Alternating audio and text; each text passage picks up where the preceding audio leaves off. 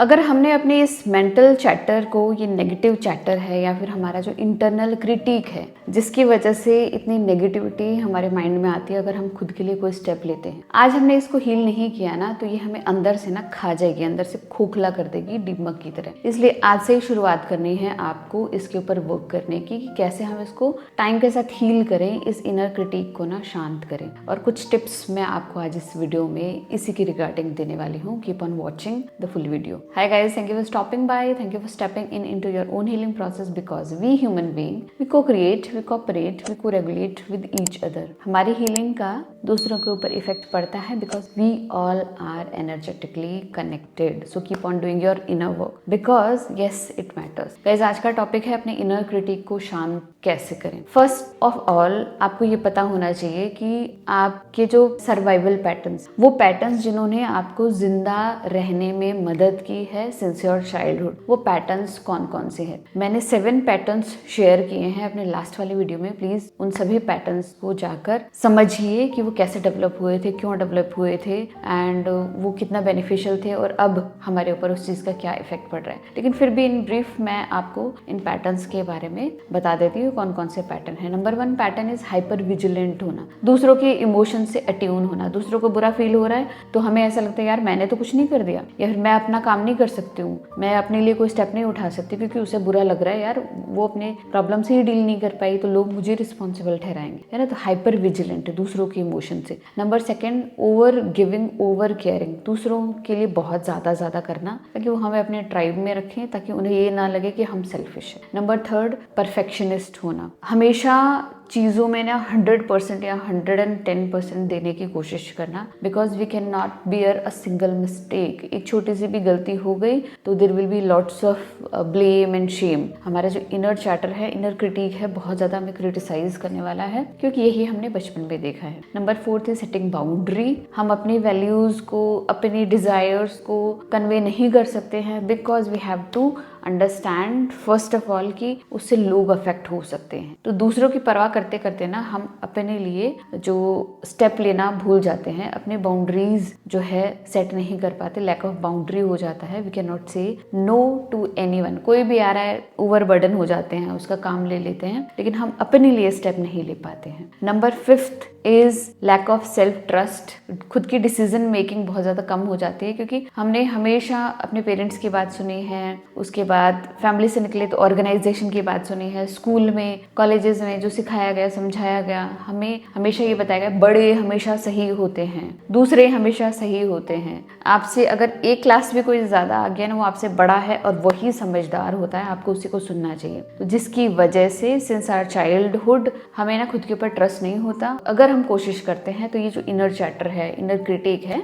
ये हमें बहुत ज़्यादा क्रिटिसाइज करती है, बहुत ज़्यादा चीज़ों के प्रति गिल्ट और शेम अटैच कर देती है। नंबर 6 इज गिल्ट और शेम, हर चीज़ के पीछे गिल्ट और शेम अटैच कर लेना। खुद के लिए अगर हम कुछ भी करना चाहेंगे ना, बहुत सारे गिल्ट और शेम आ जाता है कि यार you are being so selfish, तुम इतना ज़्यादा सेल्फिश कैसे हो सकते हो, तुम खुद के लिए स्टेप कैसे ले सकते हो, तुम्हें दूसरों की परवाह नहीं है क्या। Number 7 is fear of conflict and abandonment, हमें हमेशा ये डर रहता है अगर मैं खुद के लिए भी कुछ करूंगी, खुद के लिए कोई स्टेप लूंगी, बाउंड्री रखूंगी, नो कहूंगी तो लोग मुझे रिजेक्ट कर सकते हैं। अगर मैं उनके लिए ज़्यादा नहीं करूंगी, अगर उन्होंने जो बोला है कंप्लीटली नहीं करूंगी, दे मे अबैंडन मी, वो मुझे रिजेक्ट कर सकते हैं, वो मुझे नेग्लेक्ट कर सकते हैं, है ना, वो मेरे ऊपर ध्यान देना बंद कर सकते हैं। तो ये कुछ 7 जो हैं सर्वाइवल पैटर्न्स मैंने आपको बताए हैं। ये 7 survival pattern since our childhood चलते हुए आ रहे हैं। प्रॉब्लम ये है कि अगर हम अनकॉन्शियस हैं तो ये चलते ही रहेंगे और हमारा इनर क्रिटिक स्ट्रॉन्गर होता जाएगा। इनर क्रिटिक का काम है बहुत सारा शेम और गिल्ट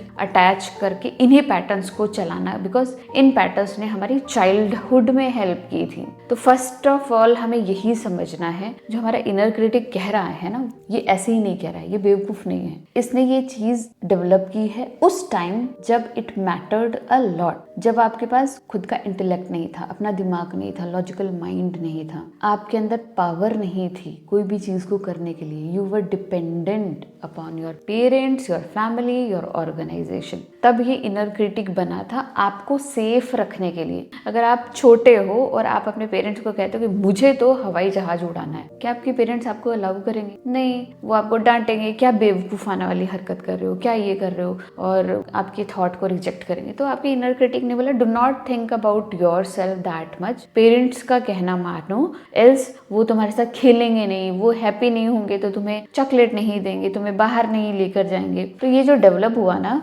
इनर क्रिटिक, वो आपके लिए डेवलप हुआ and it helped you a hell lot. उस सिनेरियो में जहाँ पर आप इत्तू से हैं, आपके अंदर कोई रिसोर्सफुलनेस नहीं है, ना आपका लॉजिकल माइंड है, ना आपके अंदर पावर है, ना आपके पास कोई ऐसी हेल्प है, ना इतनी एनर्जी है कि आप अगेंस्ट जा सकते हो, तो आपके इनर क्रिटिक ने कहा कि यहीं पर मिक्स एंड मैच हो जाओ, अपनी आइडेंटिटी मत बनाओ, इनके जैसे रहो क्योंकि आप सेफ हो यहाँ पर। तो तब से ये सारी चीजें स्टार्ट हो गई। लेकिन ये जो पैटर्न्स है ना, इतनी बार हमने रिपीट किए हैं, लाइक 30 ईयर्स तक तो हम ये पैटर्न रिपीट करते रहते, क्योंकि एटलीस्ट 30 ईयर्स तक तो हमारे पेरेंट्स हमारे साथ ही होते हैं। इंडियन कल्चर में पेरेंट्स साथ नहीं है तो सोसाइटी हमेशा 24 घंटे साथ है, कोई ना कोई तो हमेशा साथ है। अकेले तो शायद ही 30 ईयर्स तक कोई इंसान रहता होगा। तो जो भी इंसान रहता है हमारे साथ, उन चीज़ों का प्रभाव पड़ने लग जाता है। जिस ऑर्गेनाइजेशन में है हम, जिस हॉस्टल में है, जिस कॉलेज में है, सभी चीज़ों का हमारे ऊपर प्रभाव पड़ने लग जाता है। तो ये सर्वाइवल पैटर्न्स इतना ज़्यादा रिपीट होते हैं कि इतने डीप इनग्रेन हो गए हैं कि इनसे पीछा छुड़ा पाना जल्दी पॉसिबल नहीं है। It is possible but it takes lots of conscious effort. Healing is all about making choices, या ऐसे कॉन्शियस एफर्ट करना जहां पर आप ये सोच सको कि इसके अलावा भी और तरीका है। उन पैटर्न्स को कॉन्शियसली एक बार के लिए रोक देना, कॉन्शियसली वो चूज करना जो हमने आज तक नहीं किया। Healing is all about conscious effort. हमें कॉन्शियस एफर्ट लगाने। तो पहली चीज हमें ये समझनी है कि इनर क्रिटिक हमारे फायदे के लिए डेवलप हुआ था, लेकिन हमें ये क्वेश्चन करना है, क्या अब एज एन अडल्ट हमें इसकी जरूरत है, और जरूरत नहीं है तो क्यों नहीं है। We have to understand that. First of all we are adult enough. हमारा लॉजिकल ब्रेन है, हम लॉजिक से काम ले सकते हैं, हम रीजनिंग कर सकते हैं, है ना। हम चीजों में अच्छा और बुरा, हमारा फायदा और नुकसान देख सकते हैं। हम अपने लिए अपनी चॉइसेस, हमारी जो डिजायर्स है उसके अकॉर्डिंग देख सकते हैं कि मेरे लिए अभी हाल फिलहाल क्या चीज रिसोर्सफुल है और क्या चीज रिसोर्सफुल नहीं है। तो first of all we are adult, we have this rational mind, logical mind, जिसको हम यूज कर सकते हैं। हमेशा इमोशनल पैटर्न पे चलने की जरूरत नहीं है, चाइल्डहुड पैटर्न पे चलने की जरूरत नहीं है। जब भी हम ये इमोशनल पैटर्न अपने लाइफ में फॉलो कर रहे हैं, that time intentionally we have to activate our logical mind also, कि ठीक है ये पैटर्न है, ये मैं करती हूँ, मैं परफेक्शनिज्म फॉलो करती हूँ, मैं बाउंड्री सेट नहीं करती हूँ, लेकिन व्हाट आई कैन डू, मेरे लिए क्या सही है और क्या गलत है, क्या मैं अपने लॉजिक माइंड से सोच सकती हूँ। पहली चीज है we are adult enough, we have rational mind, logical mind. Second चीज इज कि वो एनवायरनमेंट सेफ नहीं था। सेफ का मतलब भी हर बच्चे के अकॉर्डिंग, हर इंसान के अकॉर्डिंग डिफरेंट हो सकता है। सेफ इन द सेंस कि वो अगर हमें ट्राइब में नहीं रखेंगे, वो हमारे साथ अच्छे से व्यवहार नहीं करेंगे, वो हमारे साथ खेलेंगे नहीं, बाहर नहीं जाएंगे, हमें चॉकलेट्स नहीं देंगे, हमें खाना नहीं देंगे, हमसे अच्छे से बिहेव नहीं करेंगे, तो हमारे लिए सारा कुछ ही अनसेफ। तो उस टाइम अनसेफ एनवायरनमेंट था क्योंकि we didn't had capacity to deal with that situation. अगर मैं उस समय खाना बना के खा लेती तो क्या वो मेरे लिए अनसेफ होता? नहीं, लेकिन मैं नहीं बना सकती हूँ। I am not capable enough, I am not resourceful enough. मेरे पास ना तो उतना माइंड है, ना उतनी एनर्जी है ना। तो मैं कैसे वहां पर खुद के लिए कर सकती थी? तो मैंने जो कुछ भी किया वो दूसरों के अकॉर्डिंग किया, बिकॉज इट फेवर्ड मी। उस चीज ने मुझे अपनी ट्राइब में रखा। तो अनसेफ एनवायरनमेंट में ये सारी चीजें डेवलप हुई थी। अब क्वेश्चन इज, क्या आज भी हम अनसेफ हैं? क्या आज भी हमारे पास ताकत नहीं है कि हम खुद के लिए स्टेप लें? क्या आज मेरे अंदर मेरा इतना दिमाग में नहीं है कि मैं ये समझ सकूं कि यार इस चीज में ये लोग तुम्हारा फायदा उठा रहे हैं, स्टॉप इट यार, कोई बात नहीं। अगर तुम परफेक्ट नहीं भी भी हो, इट डजंट मीन कि यू आर फेलियर, कि हम ऐसा नहीं सोच सकते। हम सोच सकते हैं we have to adopt this type of thinking, adult thinking, rational thinking हमें डेवलप करनी है। जब भी हम इमोशनल होते हैं, जब भी हम लो पॉइंट पे होते हैं, हमारा सर्वाइवल पैटर्न एक्टिवेट हो जाता है और हम सब कुछ वो करने लग जाते हैं जो चीजें बचपन में हमें हेल्प किया करती थी। हम ये भूल जाते हैं now we are adult enough, हमारे पास रिसोर्सेज हैं, हम कमाते हैं। हम नहीं कमाते हैं तो we have all those skills जिससे हम कमा सकते हैं। We do not have skills तो हम इंफॉर्मेशन ले सकते हैं। आजकल इंटरनेट पे सब कुछ बहुत ज़्यादा हाई लेवल पर मिल रहा है, वो भी फ्री।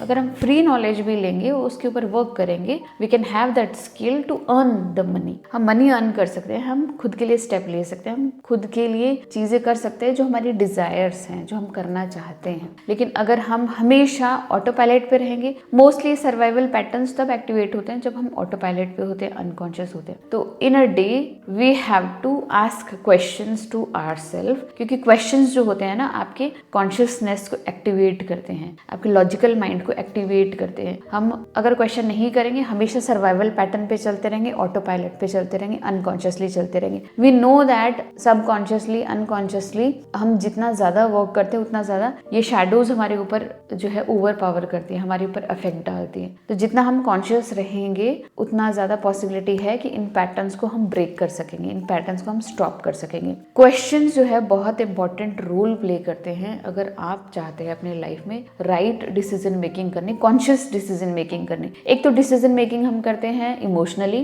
वो बेस्ड होती है हमारे सबकॉन्शियस के ऊपर, हमारे सर्वाइवल पैटर्न्स के ऊपर, पास्ट प्रोग्रामिंग के ऊपर। एक डिसीजन मेकिंग हम करते हैं कॉन्शियसली, वो होती है जब हम खुद से सवाल पूछते हैं। अब कुछ सवाल आपको ये पूछने हैं, कौन सा सर्वाइवल पैटर्न इनमें से मैं आज भी जी रही हूँ। Suppose lack of boundary, suppose over giving, over care taking. आपको पहले पता तो होना चाहिए कौन से सर्वाइवल पैटर्न आप जी रहे हो। तो जो 7 सर्वाइवल पैटर्न मैंने आपको लास्ट वीडियो में बताए और इस वीडियो की स्टार्टिंग में बताएं, उनमें से फाइंड आउट कीजिए कौन सा सर्वाइवल पैटर्न आज भी आपकी लाइफ में चल रहा है। सेकंड, आया कहाँ से? क्या आपकी मम्मा ऐसे करती थी, आपके फादर ऐसा करते थे, आपके एनवायरनमेंट में सबसे ज्यादा ऐसा होता था, कौन करता था? क्योंकि वहीं से आपने अडॉप्ट किया है। अगर हम ये समझ लें कि ये किससे आया है, it will become very easy for us to move forward. क्योंकि जितना हमें अंडरस्टैंडिंग होगी कि कोई चीज हम क्यों करते हैं, उतना ही आसान हमारे लिए होगा उसको चेंज करना। सिर्फ और सिर्फ अफर्म करने से और ये ना समझने से कि ये आया कहाँ से, हमें बहुत ज्यादा प्रॉब्लम होती है। क्योंकि सिर्फ अफर्मेशन ना आपके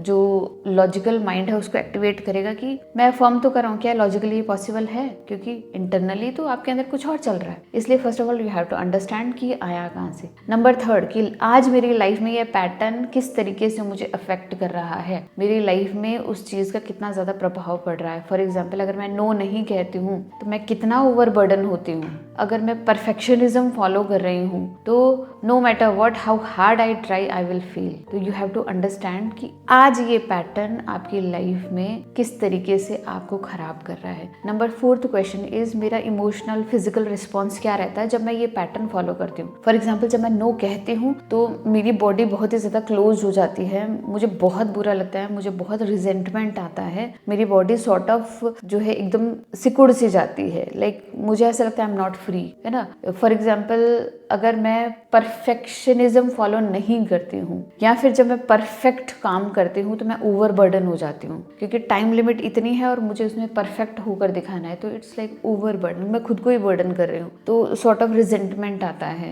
आपकी बॉडी क्लोज्ड ऑफ हो जाती है, काम में कोई मजा नहीं आता, बहुत ही लो वाइब्रेशन स्टेट आ जाती है, हेल्पलेसनेस की फीलिंग आने लग जाती है, यार कितना ही कर लो मैं इस टाइम में पूरा नहीं कर पाऊंगी, है ना। लास्ट में आपको ये पूछना है कि ठीक है, ये पैटर्न मैं फॉलो कर रही हूँ अपनी लाइफ में, परफेक्शनिज्म का, सेइंग नो का, बाउंड्री सेट नहीं करने का या फिर ओवर केयरिंग का, ये मैं पैटर्न फॉलो कर रही हूँ, समझ आता है। लेकिन क्या होगा अगर मैं ये पैटर्न फॉलो करना बंद कर दूं? ये क्वेश्चन बहुत ही डीप क्वेश्चन है। इससे आपको ये पता लगेगा कि आपको डर किस चीज का है अगर आप ये पैटर्न फॉलो करना बंद कर देते हो। अगर आप नो कहना स्टार्ट कर देते हो तो हो सकता है लोग आपको जज करें। अगर आप परफेक्ट काम करके डिलीवर नहीं करते हो सकता है लोग आपको जज करें। अगर आप बाउंड्री सेट करते हो, आप नो कहना स्टार्ट करते हो, ओवर गिविंग नहीं करते हो सकता है लोग आपको जज करें। ये आपको फियर है कि पीपल विल जज, है ना, people think of this about me. Last में आपको ये करना है कि ये जो कुछ भी आपको लग रहा है कि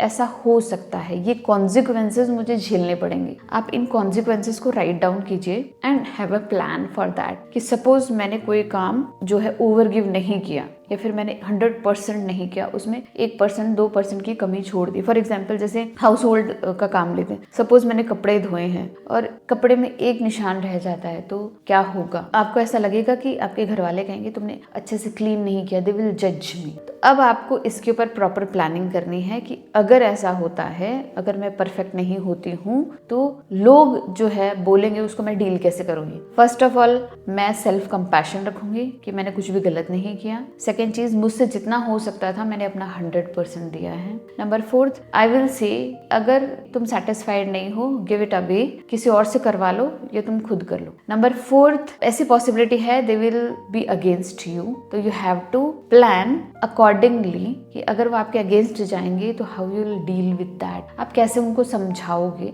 या फिर उस सिचुएशन में कैसे कोप करोगे। You have to have a proper plan because everything is all about your internal fears. वो भी माइंड क्रिएटेड फियर्स होते हैं, रियल फियर्स नहीं होते हैं। लास्ट में आपको ठंडे दिमाग से ये सोचना है, क्या रियली ऐसी पॉसिबिलिटी है कि वो आपको जज करेंगे सिर्फ एक दाग के लिए? क्या ऐसी रियली पॉसिबिलिटी है कि अगर आप अपने मन की बात उनको कहेंगे तो वो रिजेक्ट ही करेंगे? अगर ऐसा है तो क्या हमारे पास इस चीज का 100% प्रूफ है? अगर 100% प्रूफ नहीं है, इट मीन्स ये एक मेंटल नेगेटिव और झूठी चैटर है जो सही नहीं है। In this way you have to deal with all the consequences जो कि आएंगे जब आप अपने लिए बाउंड्री सेट करोगे, जब आप अपने लिए स्टेप लोगे। तो लास्ट थिंग जो आपको यहाँ पर समझनी जरूरी है कि यस, कुछ भी नया करोगे, खुद के लिए स्टेप लोगे, आपको थोड़ा सा ऑपोजिशन मिलेगा। पॉसिबिलिटी है इस चीज की, क्योंकि एकदम से लोगों का आपका डिफरेंट चेहरा देखने की आदत नहीं है। आपके अंदर वो थोड़ा सा भी चेंज देखेंगे, इट मे ट्रिगर देम। इस चीज को एक्सेप्ट कीजिए कि यस, अगर आप चेंज करेंगे खुद को तो you may trigger people around you and you have to have lots of compassion for towards yourself. क्योंकि जितना कंपैशन आपके लिए रखेंगे, जितना आप खुद से प्यार करेंगे, जितना कम खुद को गिल्ट और शेम फील कराएंगे, उतना ही पॉसिबल आपके लिए होगा कि आप खुद के लिए स्टेप ले पाएंगे। एल्स आप हमेशा ये सोचते रहेंगे कि लोग मेरे बारे में क्या सोचेंगे। You have to take a step but you have to have compassion for yourself. You have to have a strategy for yourself कि कोई कॉन्सिक्वेंस होता है, अगर मैं खुद को चेंज करती हूँ तो मैं उसको कैसे एक प्लान के साथ उसके ऊपर वर्क करूँ। आई होप आपको आज का वीडियो अच्छा लगा। प्लीज़ लाइक कीजिएगा और सब्सक्राइब कीजिएगा। मिलते हैं ऐसे इंटरेस्टिंग वीडियो में, तब तक के लिए बाय।